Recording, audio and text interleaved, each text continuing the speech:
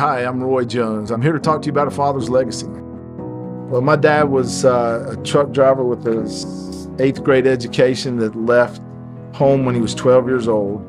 And his father was not, his father went to church, but his father wasn't the priest of his home. He didn't teach his sons about what it meant to be a father and a leader of God in his home. And so when my dad grew up, he was very narcissistic. And there was never a time I can remember as a child waking up on Christmas morning that my dad wasn't inebriated. He wasn't violent. He was just a sloppy drunk but he only did it 4 or 5 times a year, but those 4 or 5 times a year were the most inopportune times for a young man. Through that journey, and it took me several years, church, to understand what it meant to be that priest of your home.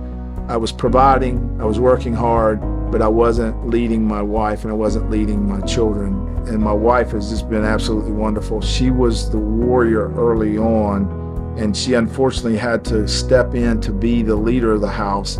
And luckily she stayed with me through that journey, prayed for me, supported me, worked through our issues as any married couple does. And without her, I wouldn't be here today. I can just unequivocally tell you that. And thinking about my legacy that I grew up with, and then what my intent was to break that legacy, it took a move from God on my heart that I wasn't working for the kingdom, which was a result of the prayers of my wife and the conviction from a letter that had been written 15 years earlier. But one of the very first things God impressed upon my heart, if I was going to break this legacy, then I had to do something different. I had to make a paradigm shift in that I had to finally say, hey, I need help. You can't do this by yourself and be as sharp as you can be. That's why the proverb says, as iron sharpens iron, every man needs a battle buddy and every man needs a small group. Jesus had the inner circle of 3, the larger group of 12. We each need that. From my vantage point, the legacies across all 4 of my children. I can speak to my oldest daughter. She doesn't meet a stranger. It doesn't matter the color of their skin. She loves everybody. My oldest son, Caleb, gets along with everybody. Just an amazing young man, loves the Lord. Joshua, he's the warrior. He is a protector. And Alina, we adopted her when she was 14. Her legacy will be steadfastness and plowing through the difficult times and knowing what it means and to hang on and let God pull you through all of those storms.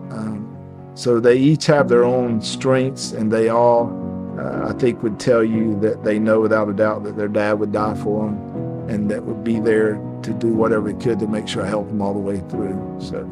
And listen, I don't want you to be discouraged by anything you've heard about the way my life is today, because I want you to be encouraged by the way it used to be and the fact that it provides hope for you as a follower of Christ.